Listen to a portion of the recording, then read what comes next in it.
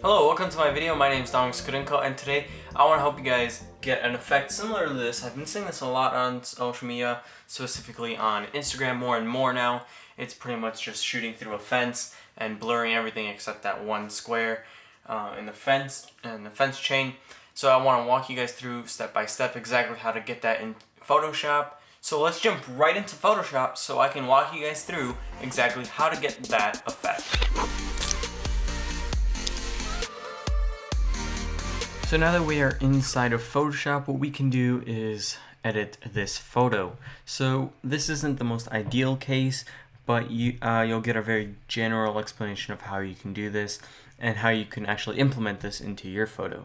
Ideally, what you want is to have two frames of the same photo. You want to have a frame of the fence being in focus as well as your object that you are taking a photo of in focus as well. In my case, the train is moving a little too quick, so I just had to snap the picture of the train, and that's about it. That's all I could get. But this is how you generally want to do it. So let me show you the way that you'd want to do it if you had the fence in focus. You'd want to ideally, I'm just using the lasso tool. You just want to select it around the image. You can use the pen tool, whatever suits your needs for selection. You pick this little triangle, this section of the fence. You go up to Filter, Blur, and Gaussian Blur. Over here, what you can do is, let me just get it off that screen, bring it over here, is you can actually control the blur of that section of the photo.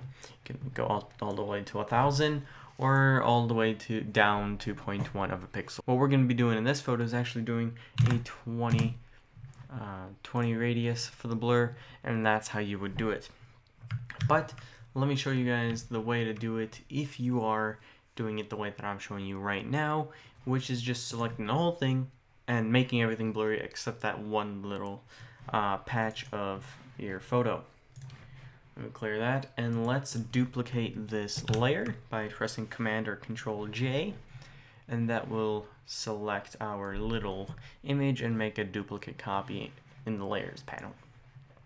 So I'm just going to make a rough cut of this here little shape, and while I'm doing that, I wanted to mention that you do want to take some time, make sure it's nice and good, but for tutorial sake, I want to make this quick. You select your little triangle. Why I keep calling it a triangle. Maybe it's because triangles are the best shapes, but no, they're not. Yeah, you got the square here from the chains, and you go to select inverse, and then what you do over here is go down to the bottom right and do add layer mask here. This is the button over here. Select it. As you can see, everything that is in the white will be affected, and everything that's in the black will not be affected by the effects we apply to this layer. Alright, that's also why we did the whole duplicate thing, is because we wanted to have a punch out of where we don't want it affected.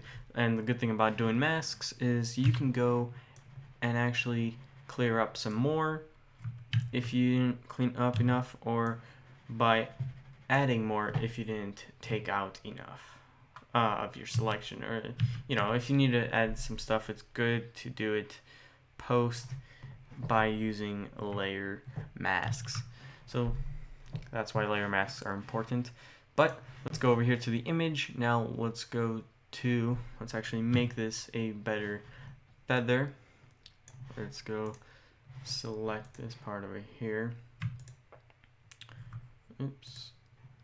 Let's select this, and let's go to feather, and we'll just do an 8 pixel feather, and that is what we're gonna want. So let's delete the layer mask, and let's make a new one.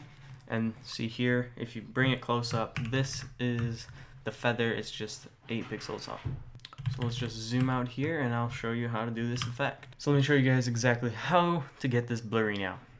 Well, I have the image selected, the top layer, which is the one that we had hole punched out, and let's go to Filter, Blur, Gaussian Blur, and you will see the effect taking place. 20 pixels is what we're going to be using. Press OK. Now you can see everything is now blurred out to a 20 radius, and that train in the lower left corner of the image, not the corner but the lower third of the image, you can see is in focus, and everything around it, including the fence. It's just because that's the way that I shot it. I just wanted it to look more one, instead of having each hole and then the fence still blurred out. But that's just my case.